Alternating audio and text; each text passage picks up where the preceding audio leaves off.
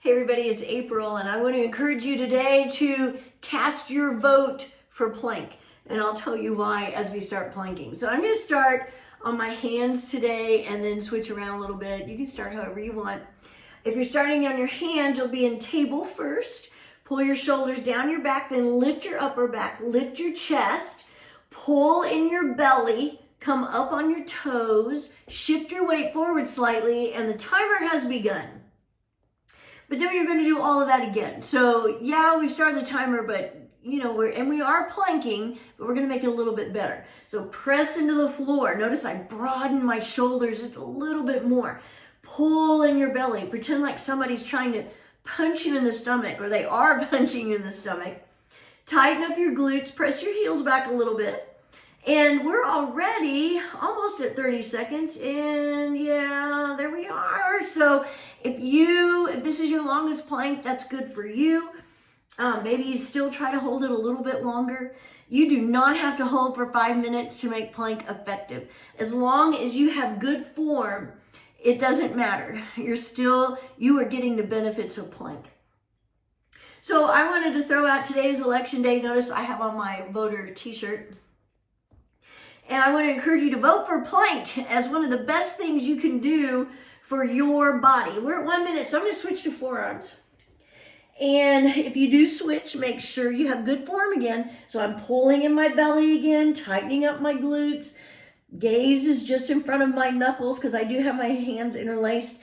You don't have to interlace your fingers, but I do think it makes it a little bit easier, and that's okay if you're looking for something a little easier.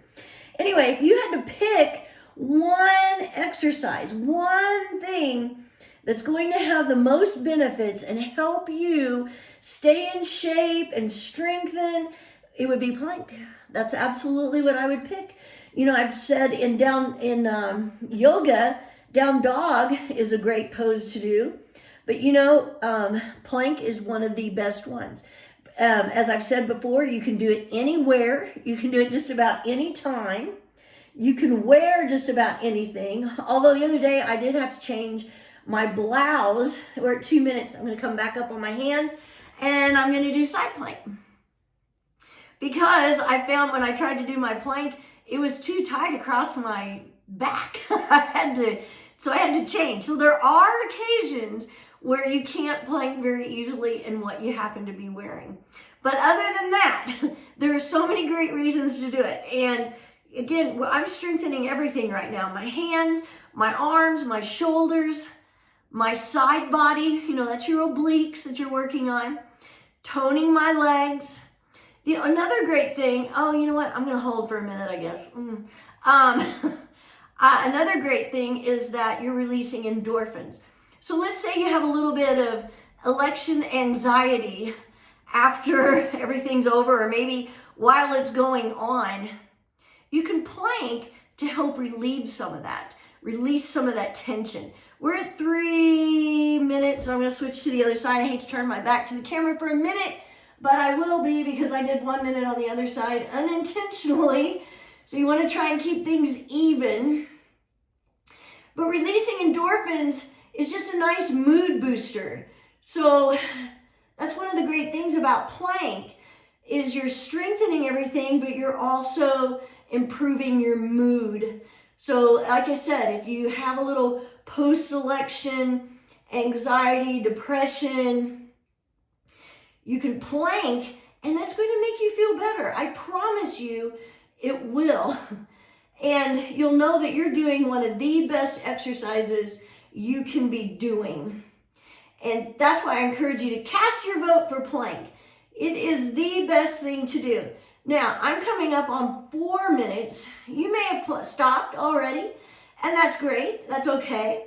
But maybe you try to get back up again. 4 minutes, so I'm going to go to my forearms. My hair looks kind of crazy today, doesn't it? I had curled it, and then it got rained on a little bit, and well, that doesn't help things at all when you get rainy. At least that doesn't help my hair at all when I get rained on. Ugh. So I noticed I still have to remind myself, pull in my belly again, tighten up my glutes again, especially in forearm plank. I think forearm plank it's real easy to just let everything get kind of droopy.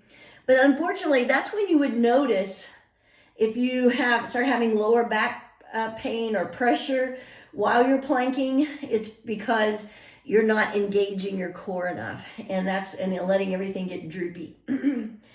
So, but I find it's still challenging for me to do plank. And that's another good reason to do it, is because there's never a time, especially when I'm doing a 5 minute or 5.5 minute, which we're at 5 minutes now already. As long as I keep doing something, it's challenging to me. As long as I keep doing a longer amount of time. Holding for 1 minute isn't that challenging for me, but it's still better than not holding at all. I will have to say that.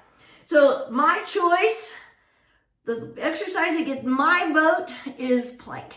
And I hope you will vote for it also, 5:30. And I hope you will use it if you do have some post-election anxiety or trauma afterwards. Plank, you are going to feel better, or do some sort of exercise. You really will notice a difference. Have a great day.